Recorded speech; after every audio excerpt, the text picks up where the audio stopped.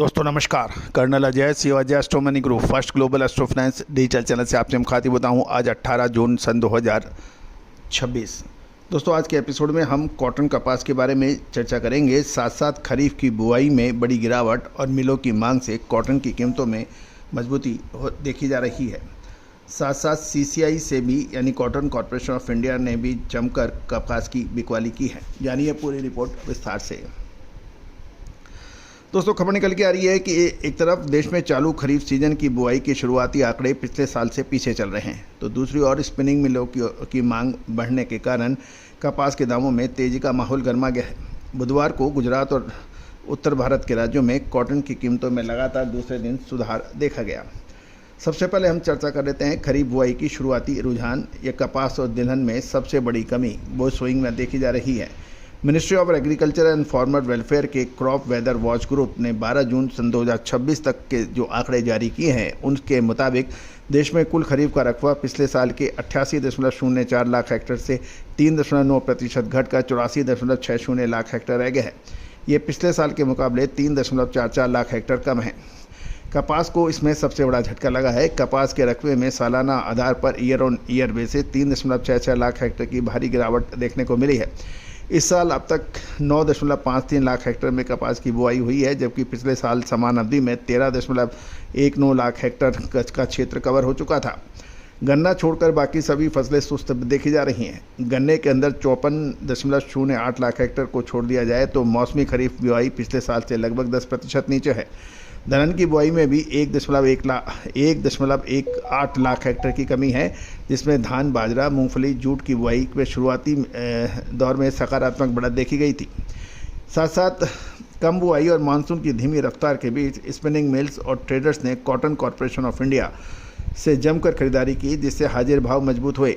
गुजरात में अहमदाबाद से खबर निकल के आ रही है 29 शंकर 6 किस्म की कॉटन के भाव 750 रुपए। मसाले, खुशबू और प्योर झाग, टेस्ट से भर दे हर जुबां पे स्वाद। एवरीडे मसाले, देश का स्वाद। की छलांग लगाकर 62,200 से 62,000 रुपये प्रति कैंडी हो गया है। पंजाब में हाजिर डिलीवरी के भाव तेज उड़कर 6170 से 6235 रुपये प्रति मन बताए जा रहे हैं।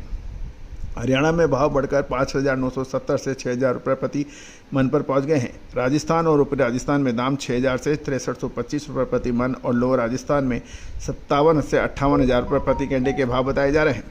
देश भर की कुल मंडियों में कपास की कुल आवक 11,600 बेल्स की दर्ज की गई है। वहीं वायदा बाजार में NCDX पर अप्रैल 2027 के कॉन्ट्रैक्ट में कपास के दाम 4 रुपये तेज होकर 1739 रुपये प्रति 20 किलोग्राम पर बंद हुए हैं।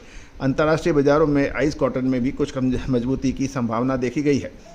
सबसे CCI यानी भारतीय कपास निगम ने बुधवार को ऑक्शन में अपनी बिक्री कीमतें स्थिर रखी, जिसका फ़ायदा उठाते हुए स्पिनिंग मिलों ने 55,000 बेल्स और ट्रेडर्स ने 1,30,300 बेल्स की भारी खरीदारी की है। प्राइवेट जिनिंग मिलों के पास अच्छी क्वालिटी की कॉटन का बाकाया स्टॉक बेहद कम है। जून के मध्य तक बारिश सामान्य से काफ़ी कम होने और अल नीनो के कारण मानसून कमज़ोर रहने की आशंकाओं के चलते मिल्स पहले अपने स्टॉक को सुरक्षित कर लेना चाहती है। हालांकि सरकार ने घरेलू उद्योग को राहत देने के लिए 1 जून सन 2026 को 5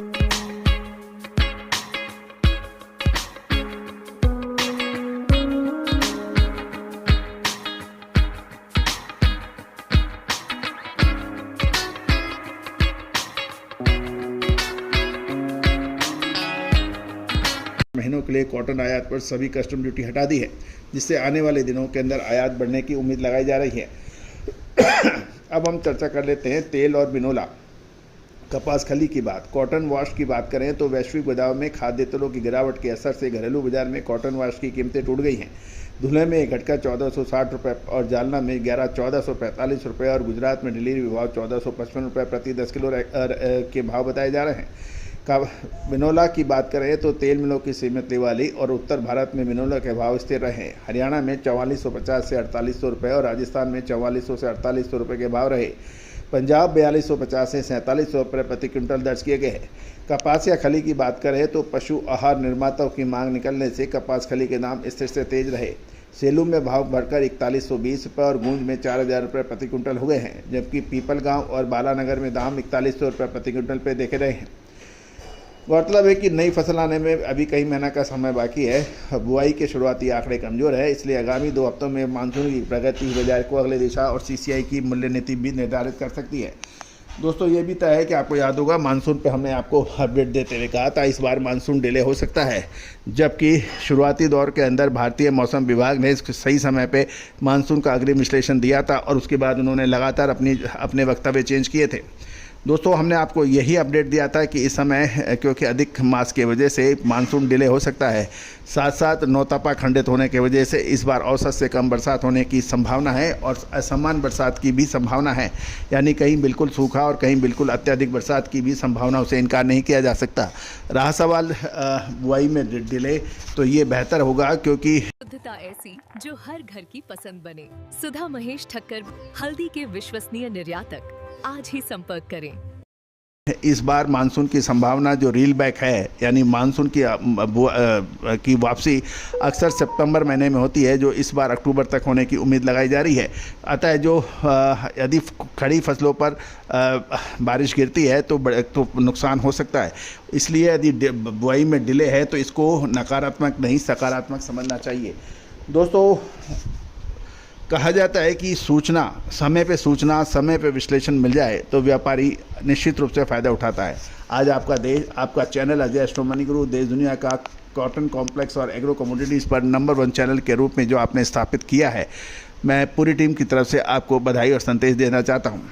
साथ साथ हमारा ऑनलाइन फाइनेंशियल एस्ट्रोलॉजी कोर्स के 5 लेवल, वो लेवल 1, 2, 3, 4, 5, लेवल 1 बिल्कुल तैयार है, उसके लिए आप संपर्क कर सकते हैं। फीस मात्र 3,500 रुपये रखी गई है ताकि हर जन साधारण तक इसका लाभ पहुंच सके। इसमें आपको 2 से 3 रिकॉर्डेड वीडियो मिलेंगे जो आपको व्यापार की दिशा निर्धारण को करने के समझने में मददगार साबित हो सकते हैं। दोस्तों भारतीय विद्याएँ असीमित संसाधन पैदा करती है, लेकिन विदेशी आक्रमणकारियों के लगातार हमले से इसके अंदर परेशानी आ गई। लेकिन अब हमारा प्रयास है कि इसको हर तबके तक इसकी पहुंच हो, इसलिए मामूली दरों पर हमने ये रिकॉर्डेड शो जारी किया है।